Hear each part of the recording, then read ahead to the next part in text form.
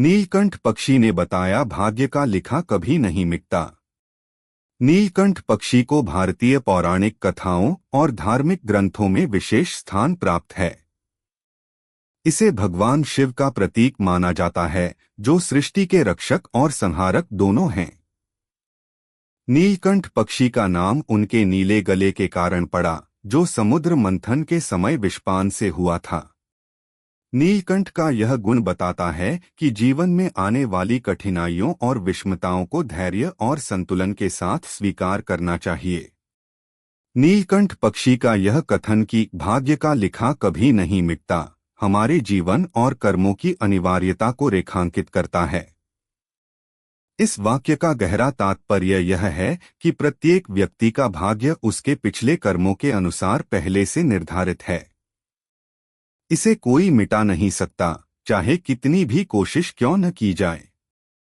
हालांकि इसका यह अर्थ नहीं कि हम प्रयास करना छोड़ दें, बल्कि यह हमें सिखाता है कि हमें अपने वर्तमान कर्मों पर ध्यान केंद्रित करना चाहिए, क्योंकि यही हमारे भविष्य के भाग्य को निर्धारित करेगा। जीवन में कई बार ऐसे क्षण आते हैं जब हमें लगता है कि परिस्थितियां हमारे पक्ष में नहीं हैं। ऐसे समय में नीलकंठ पक्षी का यह संदेश हमें धैर्य और संतोष के साथ अपने जीवन को देखने का दृष्टिकोण देता है।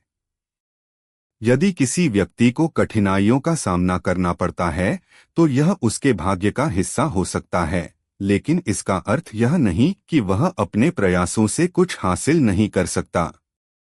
इस विचार का संबंध भारतीय दर्शन और कर्म सिद्धांत से भी है। भगवद गीता में भी कहा गया है कि व्यक्ति को केवल अपने कर्म करने का अधिकार है, फल की चिंता करने का नहीं। भाग्य का लिखा और कर्म दोनों ही एक दूसरे से जुड़े हैं। भाग्य हमारे अतीत के कर्मों का परिणाम है, जबकि वर्तमान कर्म हमारे भविष्य के भाग्य का निर्माण करते हैं।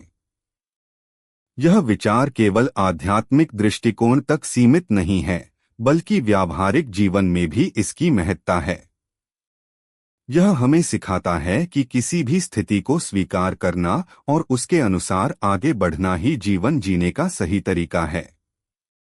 यदि कोई व्यक्ति अपने भाग्य को कोसता रहे और प्रयास न करे, तो वह अपने जीवन को और कठिन बना लेगा। दूसरी ओर, यदि वह अपने कर्मों को सुधारने और परिस्थितियों से लड़ने का संकल्प लेता है, तो वह अपनी सफलता की दिशा में आगे बढ़ सकता है। भाग्य का लिखा कभी नहीं मिटता का मतलब यह भी है कि हमें अपने जीवन की सच्चाई को समझना चाहिए और उसे स्वीकार करना चाहिए।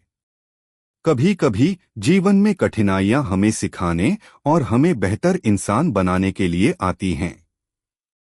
नीलकंठ पक्षी का यह संदेश हमें सिखाता है कि हमें धैर्य और विश्वास के साथ अपने कर्मों को जारी रखना चाहिए।